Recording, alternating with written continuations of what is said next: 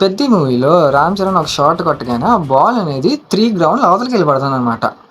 Real లైఫ్‌లో అంత దూరం ఎళ్లి పడాలంటే ఎలా? Let's calculate. సో, మన ఇండియాలో యావరేజ్ గ్రౌండ్ సైజ్ తీసుకుంటే బాల్ అనేది అప్రాక్సిమేట్‌గా 2130 మీటర్స్ అనేది ట్రావెల్ అయింది. సో, ఎంత దూరం ట్రావెల్ అవ్వాలంటే బాల్ యొక్క వెలాసిటీ ఎంత ఉండాలనుకుంటున్నారు? ఈ ఫార్ములా యూజ్ చేస్తే బాల్ యొక్క వెలాసిటీ అనేది 315 metre per second which is approximately 1130 kilometres per hour స్పీడ్‌తో ట్రావెల్ చేయాలనమాట.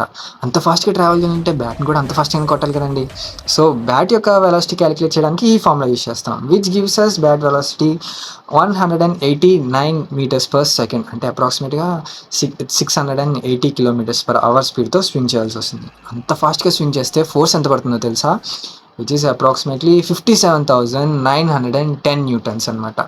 ఇంత ఫోర్స్ అప్లై చేస్తే బాల్ అనేది స్మాష్ అయిపోతుంది. సరే పోనీ స్మాష్ అవ్వలేదు అనుకుందాం.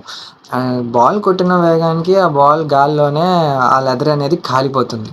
సో, కన్ఫర్మ్‌గా 'పెద్ది' కొట్టిన బాలే అంత దూరం ఎళ్ళిపడిందని చెప్పేసి ఎలా కనుక్కున్నారంటారు? మీకు తెలిస్తే let me know in the comments. Thank you.